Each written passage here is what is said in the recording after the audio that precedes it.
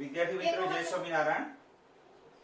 હવે આપણે આજે ડોપિંગ એટલે શું તમે ગઈકાલે સમજેલા કે એનર્જી ગેપ બહુ વધારે હોય તો એને અવાહક કહેવાય. જ્યારે સંયોજકતા પટ અને વાહકતા પટ એકબીજા ઉપર ઓવરલેપિંગ થયેલા હોય તો એને ધાતુમાં એવું એ પ્રકાર જોવા મળે. આથી ધાતુઓ વિદ્યુત વહન કરે. જ્યારે અવાહકોમાં કેવું હોય, બંને વચ્ચેનું અંતર વધારે હોય. જ્યારે અર્ધવાહકોમાં કેવું હોય, અંતર હોય પણ પ્રમાણમાં ઓછું હોય. આથી ઇલેક્ટ્રોન ક્યાંથી ક્યાં ના જઈ શકે. ઓકે, હું અર્ધવાહકોની વાત કરું છું. અર્ધવાહકોમાં બે પટ હોય, નીચેનો કયો પટ? સંયોજકતા પટ અને ઉપરનો વાહકતા પટ. આ બંને વચ્ચેનું અંતર બહુ ઓછું હોય. આથી ઇલેક્ટ્રોન સહેલાઈથી તો ના જાય, પણ થોડો એને ગરમ કરવાથી અથવા એના ઉપર પ્રકાશ પાડવાથી ઇલેક્ટ્રોનને ઊર્જા મળે. એટલે ઇલેક્ટ્રોન સંયોજકતા પટમાંથી કયા પટમાં જાય? વાહકતા પટમાં. અને તમને ખબર છે વાહકતા પટમાં ઇલેક્ટ્રોન હોય તો જ એ પદાર્થ વિદ્યુતનું વહન કરે. ઓકે, પરંતુ આવું કરવાથી વધારે ઇલેક્ટ્રોન હજુ જતા નથી. તો આવા અવાહકોની અંદર થોડી અશુદ્ધિ ઉમેરવી પડે અને અશુદ્ધિ ઉમેરી અને એની વાહકતા વધારવાની ઘટનાને ડોપિંગ કહેવામાં આવે છે.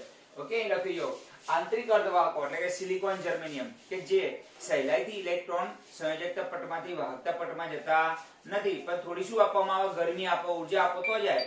આવા પદાર્થોને આંતરિક અર્ધવાહકો કહેવાય. ગઈકાલની થિયરી જોઈ લેવાની છેલ્લી તમારે. ઓકે, આંતરિક અર્ધવાહકોની વાહકતા પ્રાયોગિક ઉપયોગિતા માટે ઘણી ઓછી છે. એટલે આંતરિક એટલે સિલિકોન, જર્મેનિયમ છે એને તમે સીધા જો તમે એને એમાં વિદ્યુત પ્રવાહ પસાર કરો તો એમાં જેટલો જોઈએ એટલો વિદ્યુત પ્રવાહ પસાર થતો નથી. ઓકે, કારણ કે એમાં એનર્જી ગેપ વધારે હોય છે. આથી તેમાં યોગ્ય અશુદ્ધિને જરૂરી પ્રમાણમાં, યોગ્ય અશુદ્ધિને કેવી પછી જરૂરી પ્રમાણમાં ઉમેરી અને તેમની વાહકતા, એક શબ્દ રહી ગયો છે, ઉમેરી તેમની વાહકતા વધારી શકાય છે. ઓકે, અને આ પ્રક્રિયાને ડોપિંગ કહેવામાં આવે છે. તો સિલિકોન, જર્મેનિયમ સામાન્ય તાપમાને ઓકે સ્ફટિક સ્વરૂપમાં હોય ત્યારે વિદ્યુતનું વધારે વહન કરતા નથી, પરંતુ એમાં તમે અશુદ્ધિ ઉમેરો તો એમાં વિદ્યુતનું વહન વધારી શકાય છે. આ ઘટનાને ડોપિંગ કહે છે. હવે જો ડોપિંગ બે પ્રકાર થાય. ઓકે, ઇલેક્ટ્રોન સમૃદ્ધ અશુદ્ધિ અથવા N પ્રકારના અર્ધવાહકો. ઓકે, અને નેગેટિવ પ્રકારના અર્ધવાહકો. આને બીજા નામથી પણ ઓળખાય છે, N પ્રકારના અર્ધવાહકો. અને આને P પ્રકારના અર્ધવાહકો પણ કહેવામાં આવે છે. પ્રકારના અર્ધવાહકો. પાછળ અર્ધવાહકો શબ્દ જોડી દેજો તમે. N પ્રકારના અર્ધવાહકો અને P પ્રકારના અર્ધવાહકો. ચલો હવે આપણે નેગેટિવ પ્રકારના અર્ધવાહકો કેવી રીતે બનાવી શકાય એ જોઈએ. આ બધી થિયરી તો સમજ્યા જોઈએ. આપણે અહીંથી સમજીએ કે આ સિલિકોનનો ટુકડો યાદ છે. કોનો ટુકડો છે? સિલિકોનનો.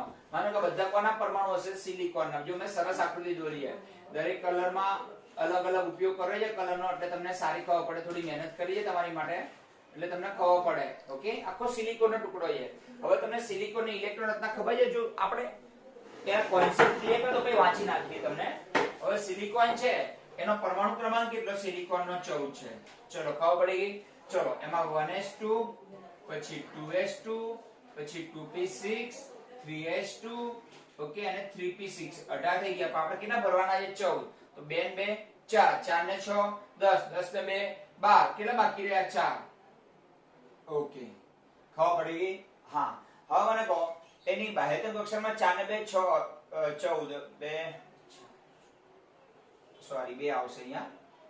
કારણ કે 2 4 ને 6 10 2 12 ને 2 14. આ પહેલી કક્ષા, આ બીજી કક્ષા અને આ ત્રીજી કક્ષા. આ ત્રીજી કક્ષાને કઈ કક્ષા કહેવાય? સંયોજકતા કક્ષા. મને કહો સંયોજકતા કક્ષામાં કેટલા ઇલેક્ટ્રોન છે? 4 ઇલેક્ટ્રોન. તો દરેક સિલિકોન પરમાણુ હોય એની પાસે કેટલા ઇલેક્ટ્રોન હશે? 4 ઇલેક્ટ્રોન. 1 આ 2 આ 3 અને 4. ચલો બાજુમાં પણ સિલિકોનનો પરમાણુ મૂકું તો એમાં પણ કેટલા ઇલેક્ટ્રોન હોય? 4. તો 1 આ 2 આ 3 અને જો આ બંધ બનાવ્યો ના બનાવ્યો? હા અથવા ના? ખબર પડી? આ ઉપરની આકૃતિ કઈ રીતે બની ખબર પડી તમને? ચલો અહીં ત્યાં પર. ચલો ત્રીજો એ નીચે સિલિકોનનો પરમાણુ મૂકું તો શું થાય? ઓકે, આ 1 આ 2 આ 3 અને 4 અહીંયા મૂકું તો ઓકે આ 1 આ 2 આ 3 અને 4 આ રીતે આખો સ્ફટિક બનતો જાય કે ન બનતો જાય? ઓકે, આ ખબર પડી તમને? જો આ આપણે લાલ ટપકા કાઢી નાખ્યા. બધા સિલિકોનના પરમાણુ છે. તમારી સામે ફરીથી બનાવો આખો સ્ફટિક. કે સિલિકોનનો ટુકડો હોય તો સિલિકોનના ટુકડામાં મને કહો સિલિકોનની બાહ્યતમ કક્ષામાં કેટલા ઇલેક્ટ્રોન છે? 2 ને 2 4 ઇલેક્ટ્રોન છે. તો 4 ઇલેક્ટ્રોન બતાવવા હોય તો કઈ રીતે બતાવાય? જો આ વચ્ચેના સિલિકોન પરમાણુને બતાવ્યું. આ એક ઇલેક્ટ્રોન, આ બીજો ઇલેક્ટ્રોન, આ ત્રીજો ઇલેક્ટ્રોન અને આ ચોથો ઇલેક્ટ્રોન. થઈ ગયો. ચલો આની પાસે પણ કેટલા ઇલેક્ટ્રોન હશે? 4. ચલો એનો પહેલો ઇલેક્ટ્રોન, આ બીજો ઇલેક્ટ્રોન, આ ત્રીજો અને આ ચોથો રહ્યો ને એ બંને વચ્ચે ભાગીદારી થઈ ગઈ. થઈ ગઈ ના થઈ ગઈ? એ રીતે નીચેના ઇલેક્ટ્રોન પાસે પણ કેટલા હશે? 4. તો 1 આ 2 આ 3 અને આ 4. ઓકે, આની પાસે પણ કેટલા હશે? 4. તો 1 આ 2 આ 3 અને આ 4. નીચે પાસે પણ કેટલા હશે?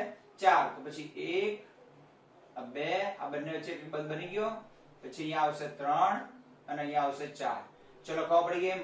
ઉપરના પરમાણુ પાસે કેટલા હશે? 4 હશે ને? તો 1 આ 2 આ 3 અને 4. ઓકે, આની પાસે પણ કેટલા હશે? 4 હશે. તો 1 આ 2 આ 3 અને 4. એનો મતલબ આ દરેક સિલિકોન પરમાણુ 4 ઇલેક્ટ્રોનની ભાગીદારી કરી અને કેટલા સહસંયોજક બંધ બનાવે છે? 4 બનાયા કે ના બનાયા? તો આની પાસે પણ કેટલા હશે? 4. તો જો 1 આ 2 આ 3 અને 4. એ રીતે બધા આજુબાજુમાં આવી ઇલેક્ટ્રોન નીચેવાળાના ગોઠવાશે કે નહીં ગોઠવાય? તો આવી આકૃતિ તૈયાર થઈ ગઈ કે ના થઈ ગઈ? હા અથવા ના? ખબર પડી કે ના પડી? તમને આ કઈ રીતે સ્ફટિક બને ખબર પડી ગઈ? દરેક પાસે 4 ઇલેક્ટ્રોન હોય તો પોતાના 4 અને બાજુવાળાના આજુબાજુના 4 એક લઈ અને શું બનાવે? સહસંયોજક બંધ. હવે ધારો કે આની અંદર આ સિલિકોન છે, આખો ટુકડો છે સિલિકોનનો, મોટો આવો ટુકડો છે, આવી રીતે બનેલો હોય. ચલો આ માની લઈએ આપણે. હવે સિલિકોનને પીગાડી અને પ્રવાહીમાં લઈ અને થોડી ની અંદર આર્સેનિક નાખી દઈએ. હવે આર્સેનિક ની ઇલેક્ટ્રોન હતા કેવી? યા તો ખબર પડી ને આકૃતિમાં કે દરેક સિલિકોન પાસે કેટલા ઇલેક્ટ્રોન હશે? 4. દરેક પાસે 4 હોય અને બાજુના પાસે પણ કેટલા હોય? 4. એ 4 ની ભાગીદારી કરે તો આ રીતે સહસંયોજક બંધ બનતા જાય. હવે સિલિકોન એ સમૂહ 14 નું તત્વ છે. સિલિકોન જર્મેનિયમ કયા સમૂહમાં આવે? 14. અને ફોસ્ફરસ અને આર્સેનિક કયા સમૂહમાં આવે? 15મા સમૂહમાં. ઓકે, તો ફોસ્ફરસ ની ઇલેક્ટ્રોન રચના જોવો તો આર્સેનિક ની જોવો. આપણે ફોસ્ફરસ રાખો અહીંયા. ઓકે, અહીંયા આર્સેનિક મૂકીએ ને તો આપણે ફોસ્ફરસ રાખીએ. ચલો અહીંયા P રાખીએ. તો ચોપડીમાં કદાચ અલગ રાખીએ. પણ ફોસ્ફરસ નો પરમાણુ ક્રમાંક કેટલો? 15. તો 1s2 2s2 2p6 3s2 અને 3p3. ઓકે, 2 2 4 ને 6 10 ને 12 13 14 15. કેટલા ઇલેક્ટ્રોન છે અહીંયા કુલ? 5 ઇલેક્ટ્રોન છે. કેટલા છે? 5. હવે ફોસ્ફરસ પાસે 5 ઇલેક્ટ્રોન હોય તો અહીંથી માનો કે સિલિકોન નીકળી જાય અને કોણ આવી જાય? ફોસ્ફરસ. જો બાજુની આકૃતિ કઈ રીતે બની એ તમને સમજાવું તમને. ચલો આપણે અહીંયા ફોસ્ફરસ મૂકી દઈએ. તો ફોસ્ફરસ પાસે કેટલા ઇલેક્ટ્રોન છે? આપણે ફોસ્ફરસ અલગ કલરથી મૂકીએ એટલે તમને ખબર પડે. માનો કે આની અંદર કોઈક જગ્યાએ સિલિકોનની જગ્યાએ કોણ આવી ગયું? ફોસ્ફરસ. માનો કે ફોસ્ફરસનો પરમાણુ આવ્યો, બ્લુ રંગથી મૂકીએ એટલે આપણે ખ્યાલ આવે કે જે નવો પરમાણુ આવે છે ને વાદળી રંગથી, માનો કે P એટલે ફોસ્ફરસ આવી ગયું. ભાઈ વાદળી રંગની પેન મળતી નથી આજે. હા મળી ગઈ. ચલો ઓકે, અહીં આપણે ચલો કોઈ સિલિકોન અંદર થોડું આપણે શું નાખી દીધું? ફોસ્ફરસ. તો અહીં ફોસ્ફરસ આવી ગયો, P આવી ગયો. હવે એની પાસે કેટલા ઇલેક્ટ્રોન છે? 3 ને 2 5. તો 4 ઇલેક્ટ્રોન તો જો બ્લુ કલરના એના કરી નાખીએ જે ભાગીદારીમાં લે. 1 આ 2 આ 3 અને 4. હજુ એક ઇલેક્ટ્રોન વધ્યો ને એ મુક્ત અવસ્થામાં આવી જશે એટલે આવી આકૃતિ બનશે. હવે પડી શું કરવાથી? અશુદ્ધિ ઉમેરવાથી. હવે અશુદ્ધિ ઉમેરવાથી શું થયું કે સિલિકોનની બાહ્યતમ કક્ષામાં 4 ઇલેક્ટ્રોન હતા, ફોસ્ફરસની બાહ્યતમ કક્ષામાં 5 ઇલેક્ટ્રોન છે. તો 5 માંથી 4 તો બંધ બનાવવામાં ભાગ લીધા, બ્લુ રંગના દેખાય છે ને, પણ એક મુક્ત બની ગયો અને મુક્ત ઇલેક્ટ્રોનના સ્ફટિકની અંદર ફરતો થશે અને આ મુક્ત ઇલેક્ટ્રોનના કારણે એની વાહકતામાં શું થયો? વધારો થયો. હવે ઇલેક્ટ્રોન વધી જવાના કારણે વાહકતા વધી ગઈ તો એને આ બને એને n પ્રકારના અર્ધવાહક કહેવાય. આ ડોપિંગ કર્યું ને આપણે કે સિલિકોનની અંદર ફોસ્ફરસ ઉમેર્યું. સિલિકોનની બાહ્યતમ કક્ષામાં કેટલા ઇલેક્ટ્રોન હતા? 4 ઇલેક્ટ્રોન. ફોસ્ફરસની બાહ્યતમ કક્ષામાં કેટલા ઇલેક્ટ્રોન હતા? 5 ઇલેક્ટ્રોન. તો 4 તો વપરાઈ ગયા પણ એક ઇલેક્ટ્રોન કેવો થઈ ગયો? જો મુક્ત દેખાય છે ને મુક્ત ઇલેક્ટ્રોન, હા એ મુક્ત ઇલેક્ટ્રોન કોનો છે? ફોસ્ફરસનો છે. અને આવા ઇલેક્ટ્રોનને કારણે એની વાહકતા વધી પણ ઇલેક્ટ્રોનનો વધારો થયો ને એટલે નેગેટિવ પ્રકારના ઋણભાર પ્રકારના અર્ધવાહક કહેવાય. ચલો ખબર પડી ગઈ. હવે તમને ફરીવાર સમજાવું. દરેક સિલિકોનની પાસે કેટલા પરમાણુ હતા? 4 પરમાણુ. આવી રીતે 4 ગોઠવતા ગયા તો આવી આકૃતિ થઈ ગઈ. આ સિલિકોનમાં થોડા પ્રમાણમાં આપણે શું ઉમેરી દીધું? ફોસ્ફરસ. હવે ફોસ્ફરસની બાહ્યતમ કક્ષામાં કેટલા ઇલેક્ટ્રોન છે? 5 ઇલેક્ટ્રોન. તો કોઈ જગ્યાએ સિલિકોનની જગ્યાએ કોણ આવી જશે?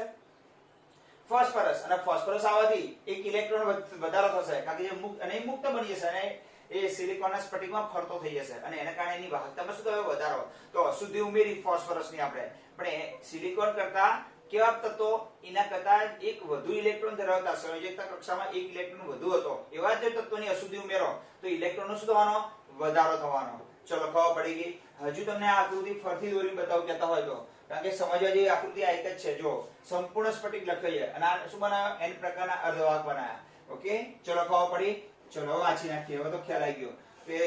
આ સમજવા જેવી વાત છે. તમે સ્ક્રીનશોટ પાડી લેજો. ચલો બરાબર, એટલે તમને મારે થોડું હજી કાઢી નાખવું છે. ચલો જવા દઉં. ઓકે, તો અશુદ્ધિ ઉમેરી, શું ઉમેરીને? અશુદ્ધિ ઉમેરી કોઈ પણ વાહકની વાહકતા વધારવી. હવે આપણે n ને આ n પ્રકારના શીખ્યા એટલે ઇલેક્ટ્રોન વધી ગયા એટલે નેગેટિવ પ્રકારના. હવે p પ્રકારના જોઈએ આપણે. માનો કે p પ્રકારની આકૃતિ એવું લખાણ નથી લાગતું એ તમે p પ્રકારના અર્ધવાહકો છે ને એ ચોપડીમાંથી જોઈને લખી નાખજો, કારણ કે એ સમજો આના જેવું જ થશે. આ તમને આ લખાણ છે ને એના જેવું લખાણ બેઠું ચોપડીમાં આપી છે. ઓકે, ચલો એમાં ધારો કે કેવું હોય કે માનો કે આ ટુકડો કોનો છે, સિલિકોન નો ટુકડો છે. ચલો આવી ગયો સિલિકોન નો ટુકડો. તમને ખબર છે સિલિકોન ની અંદર દરેક સિલિકોન પરમાણુ પાસે કેટલા ઇલેક્ટ્રોન હોય, 4. હવે આપણે કયા શીખી રહ્યા છે, p પ્રકારના. ઘણાને એ ખબર ને હવે ટોપિક બદલી ગયો, ખબર પડી ગઈ ને. હવે આ બીજા નંબરનો ટોપિક શીખી રહ્યા છે. ચલો આ સિલિકોન છે તો આ સિલિકોન નો પરમાણુ આવી ગયો 1, ધારો કે આ 2 અને આપણે 3 રાખીએ અને ત્રીજો પરમાણુ. ચલો ખબર પડી ગઈ. હવે આપણે 3 ગોઠવી દઈએ, 1 2 અને 3, 1 2 અને 3. અને નીચે પણ થોડી જગ્યા રાખીશું કે ઇલેક્ટ્રોન બતાવવા માટે. ઓકે, નાના મોટા કુંડાળા થાય એની સામે ધ્યાન ના દેતા. વાંચી તમારી આંખોની આજુબાજુમાં કુંડાળા થઈ જવા જોઈએ ત્યારે તમને આવડશે. ઓકે, હવે કયો પરમાણુ છે, દરેક આ સિલિકોન પરમાણુ છે. ચલો ખબર પડી ગઈ દરેકને કોનો પરમાણુ છે, સિલિકોન નો પરમાણુ છે. આ સિલિકોન છે. ચલો ખબર પડી ગઈ. હવે તમને ખબર છે કે સિલિકોન ના પરમાણુ હોય એની બાહ્યતમ કક્ષામાં કેટલા ઇલેક્ટ્રોન હોય, 4 ઇલેક્ટ્રોન. આગળથી પણ બતાવજો એટલે તમારું ધ્યાન પડે. તો આપણે 4 ઇલેક્ટ્રોન, આના 4 ઇલેક્ટ્રોન આપણે ગોઠવી દઈએ. જો 1 2, વચ્ચેનાથી શરૂઆત કરી 3 અને 4. ચલો આનું કામ પતી ગયું વચ્ચે વાળાનું. ચલો હવે એની બાજુ વાળા પાસે પણ કેટલા ઇલેક્ટ્રોન હશે, 4 ઇલેક્ટ્રોન. તો ચલો 1 2 3 અને 4 થઈ ગયું. હા તો ના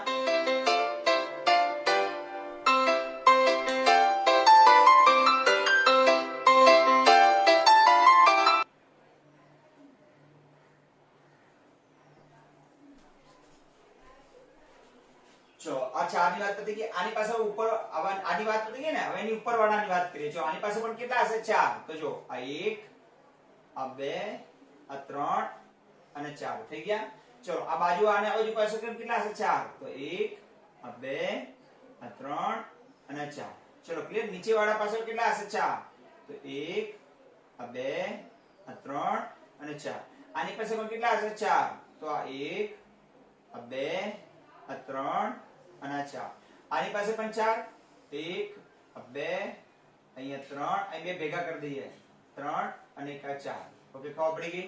આની પાસે પણ કેટલા હશે, 4. તો અહીંયા 1 પછી આ 2 પછી આ 3 અને અહીંયા 4. ચાલો આવી આકૃતિ બની. દરેક પાસે એ રીતે આની બાજુ વાળા પણ કેટલા હશે, 4 જ હશે ને. નહીં તો આના પણ કેટલા હશે, 4. તો 1 આ 2 આ 3 અને અહીંયા 4. તો આ રીતે બાજુવાળા એની બાજુમાં પણ એટલે આવી આકૃતિ બનશે. બધાની પાસે 4 4 હોય તો સહસંયોજક બંધ બને આવી રીતે બધાના. હા અથવા ના. ચલો ખબર પડી ગઈ. હા કોનો ટુકડો થયો, આ સિલિકોન નો ટુકડો છે. હવે એની અંદર ધારો કે જેમ હમણાં આપણે શું મેળવ્યું, ફોસ્ફરસ. તો ફોસ્ફરસ ઉમેરવાથી શું થયું, ફોસ્ફરસ ની તો બાહ્યતમ કક્ષામાં કેટલા ઇલેક્ટ્રોન હતા, 5. 5 માંથી કેટલા ગોઠવી ગયા, 4 ગોઠવી ગયા. પણ એક વધી રહ્યો, એ વધ્યો ફોસ્ફરસ નો જે એક પરમાણુ ઇલેક્ટ્રોન વધ્યો, આ વધેલો ઇલેક્ટ્રોન છે એ સ્ફટિકમાં આ સિલિકોન ના જે સ્ફટિક છે આ સિલિકોન નો, ઓકે, એમાં ફરતો થઈ ગયો. અને એને કારણે આ સિલિકોન ની અંદર ફોસ્ફરસ ની અશુદ્ધિ હોવાથી ઇલેક્ટ્રોન નો શું થઈ ગયો, વધારો. અને એને કારણે એની વાહકતા વધી અને અશુદ્ધિ ઉમેરી અને વાહકતા વધે તો આ ઘટનાને ડોપિંગ કહેવાય. ખબર પડી ગઈ. હા, હવે આની અંદર આપણે ફોસ્ફરસ ની જગ્યાએ એલ્યુમિનિયમ, આમાં કયા ઉમેર્યા, સમૂહ 15 ના તત્વો. કયા સમૂહના તત્વો ઉમેરવાથી 15 ના, તો ઇલેક્ટ્રોન વધી જાય કારણ કે 15 ના સમૂહ હોય એની બાહ્યતમ કક્ષામાં કેટલા ઇલેક્ટ્રોન હોય, 5. જો સમૂહ 13 ના તત્વો ઉમેરીએ, કયા સમૂહના ઉમેરીએ, 13, તો એક ઇલેક્ટ્રોન ઓછો હશે એમની બાહ્યતમ કક્ષામાં. માનો કે એલ્યુમિનિયમ છે, ઓકે, એલ્યુમિનિયમ એ સમૂહ 13 માં આવશે. એવું એલ્યુમિનિયમ છે તો એલ્યુમિનિયમ નો પરમાણુ ક્રમાંક કેટલો, 13 છે.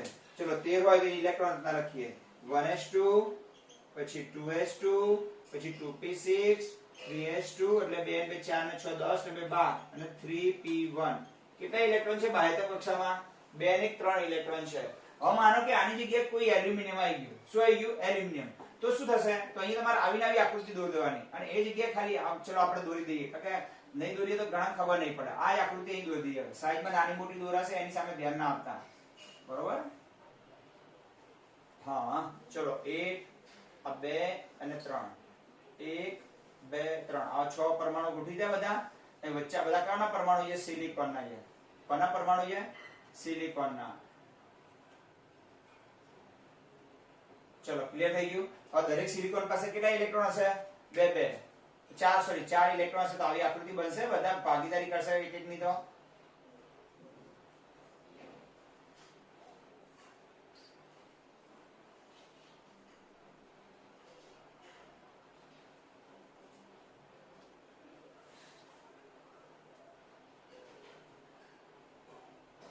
તો ચલો થઈ ગયું આવું હતું. હવે એની અંદર થોડું આપણે સમૂહ 13 ના તત્વો ઉમેરીએ. અહીં ક્યાં ઉમેરીએ? સમૂહ 15 નું તત્વ ઉમેર્યું તો એક ઇલેક્ટ્રોનનો વધારો થઈ ગયો. આથી વાહકતામાં શું થયો? વધારો. માનો કે આ સિલિકોનનો સ્ફટિક છે અને એની અંદર સમૂહ 13 ના આપણે શું ઉમેરીએ? તત્વો ઉમેરીએ. સમૂહ 13 માં બાલ ગણેશીન ટાઇટેનિક જેની બાહ્યતમ કક્ષામાં કેટલા ઇલેક્ટ્રોન હોય? સમૂહ 13 ની અંદર આ સમૂહ 14 નું તત્વ છે અને સમૂહ 14 માં સમૂહ 13 નું તત્વ ઉમેરીએ તો અહીં ધારો કે એલ્યુમિનિયમ આપણે ગોઠવી દઈએ. શું ગોઠવી દઈએ વચ્ચે? એલ્યુમિનિયમ. ચલો અલગ કલરથી બતાવીએ. એલ્યુમિનિયમ એટલે રેડ કલરથી બતાવ્યું એલ્યુમિનિયમ અહીંયા. ચલો તો એલ્યુમિનિયમ ની તો બાહ્યતમ કક્ષામાં કેટલા ઇલેક્ટ્રોન છે? 3. તો આ એલ્યુમિનિયમના 3 પરમાણુ ગોઠવી દઈએ આપણે. 1 આ 2 અને આ 3. સિલિકોનના 4 કાઢી લઈએ. ઓકે આ કોના પરમાણુ હતા? સિલિકોનના 4 હતા. એના બદલે એલ્યુમિનિયમ પાસે કેટલા છે? 3.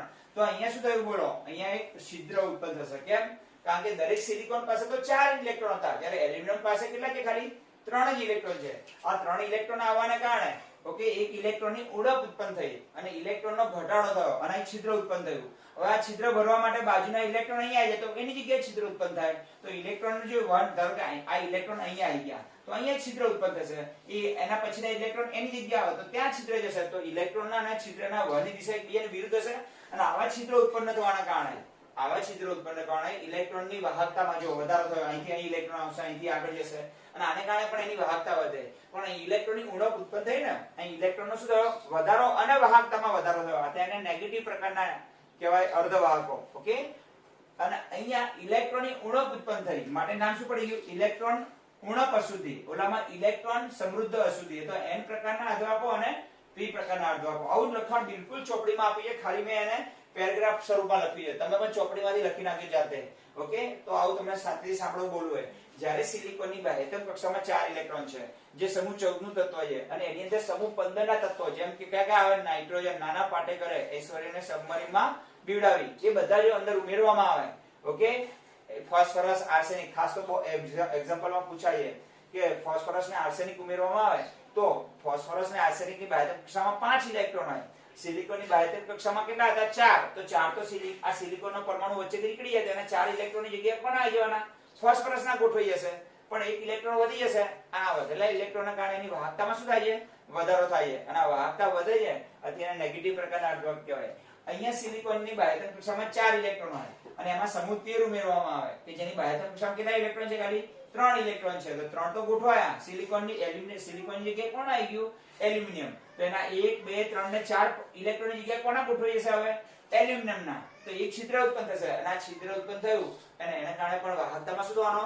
વધારો થાય છે. ઓકે અને આ રીતે વાહકતામાં વધારો થયો પણ એમાં ઇલેક્ટ્રોનની ઉણપ ઉત્પન્ન થઈ માટે આ પોઝિટિવ પ્રકારના કહેવાય અને નેગેટિવ પ્રકારના કહેવાય. આ ઇલેક્ટ્રોન સમૃદ્ધ કહેવાય અર્ધવાહકો આ જે બન્યો હોય અને અહીં બન્યો હોય એ ઇલેક્ટ્રોનની ઉણપવાળા અર્ધવાહકો બને એવું કહેવાય. ચલો ખબર પડી ભાઈ મિત્રો? તો ડોપિંગ એટલે શું? તો સિલિકોનની અંદર અશુદ્ધિ ઉમેરો. ઓકે અને અશુદ્ધિ ઉમેરી અને તેની વાહકતામાં વધારો કરો એને ડોપિંગ કહેવાય. પછી સિલિકોનની અંદર સમૂહ 13 ના તત્વો ઉમેરો તો ઇલેક્ટ્રોનની ઉણપવાળા અર્ધવાહકો બને.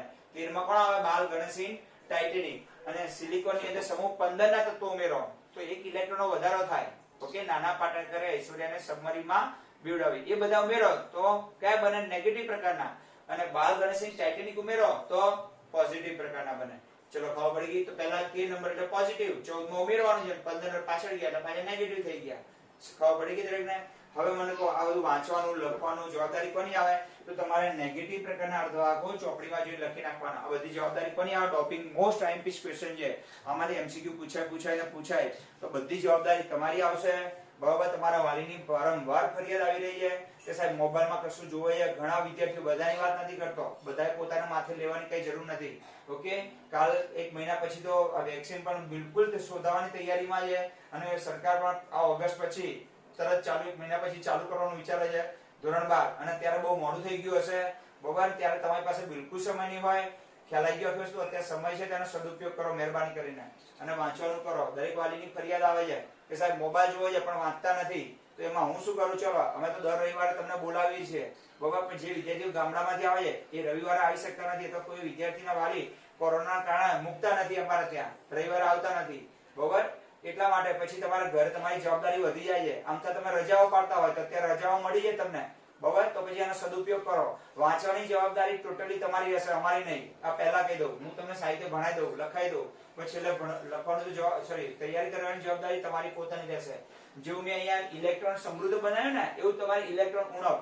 ખબર પડી ગઈ? આ બે આકૃતિ બહુ સમજવી બહુ અગત્યની છે કે સમૂહ 14 ના તત્વોમાં 13 ના સમૂહના તત્વો ઉમેરો તો કયા પ્રકારના બને, અને સમૂહ 14 ની અંદર એનાથી 15 ના તત્વો ઉમેરો તો કયા પ્રકારના અર્ધવાહક બને.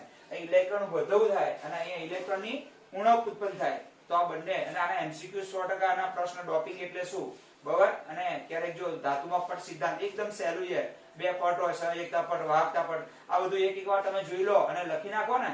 હવે તમારે જાતે લખવાનું છે, સેકન્ડ નંબરનું જોઈ ચોપડીમાંથી જોઈ ખાલી પેરેગ્રાફ જ પાડવાના છે, બીજું કઈ નથી. બિલકુલ લખાણ આપેલું છે, મેં આમાં કઈ સુધારો વધારા નથી કર્યા ચોપડીના લખાણમાં. ચલો, ખબર પડી ગઈ? તો વાંચવાની જવાબદારી ટોટલી તમારી રહેશે. તમારા વાલી છેલ્લે જયારે ફી માંગીએ અને પછી એમ કહેશે કે સાહેબ મારા છોકરા વાંચ્યું નથી, તમે આમ કર્યું, મારો છોકરો તૈયાર થયો નથી ને, બરાબર, મારા આમ છે ફેંકણું છે, એમાં કઈ અમે સાંભળવાના નથી. પહેલા કીધું તમને, બરાબર. તૈયારી કરવાની ટોટલી જવાબદારી તમારી પોતાની રહેશે. ચલો બધા મિત્રોને જય સ્વામિનારાયણ.